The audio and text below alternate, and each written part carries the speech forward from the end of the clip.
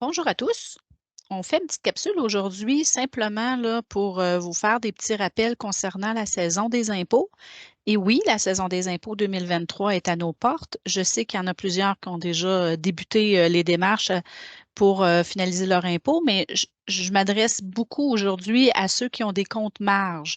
Un compte marge, c'est un compte comptant, donc c'est pas du REER, c'est pas du CELI, c'est pas du CRI, c'est de l'argent liquide qu'on fait des placements dans un compte marge et les placements faits dans ce compte-là vont produire des feuillets fiscaux.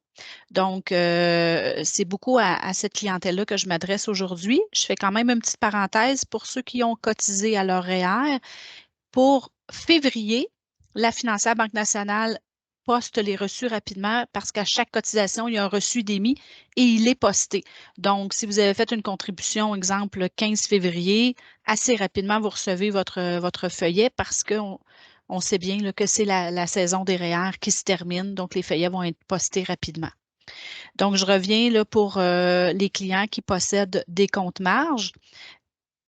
Vous allez recevoir premièrement une trousse de la financière Banque nationale. Cette trousse-là est complète, sauf deux documents que nous allons déposer dans votre accès Internet.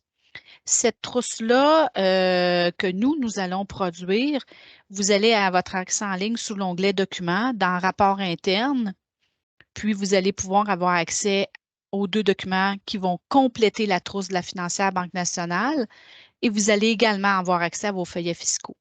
Donc, la financière Banque nationale va vous envoyer une trousse qui inclut là, vos rapports de gains et pertes, les frais déductibles, vos transactions pour l'année. Et nous, ce qu'on va vous produire, c'est la fameuse T1135, excusez, la T1135 qui a rapport aux biens étrangers.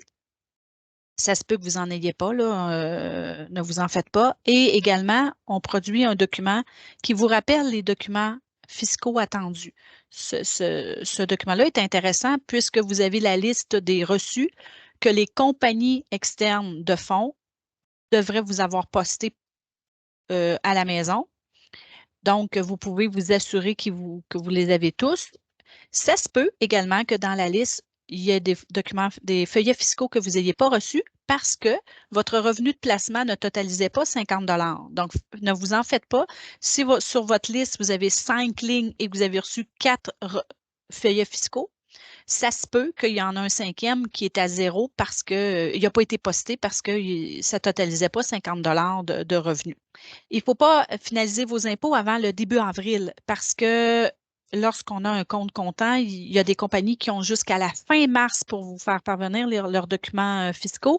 Donc, s'il vous plaît, si vous avez apporté vos documents chez le comptable, il peut débuter vos impôts, mais qui ne finalise pas avant le début avril parce que les compagnies ont jusqu'au 30 mars pour vous poster les documents. Alors, je vous souhaite une bonne saison des impôts et au plaisir de se revoir lors d'une prochaine capsule. Bonne journée.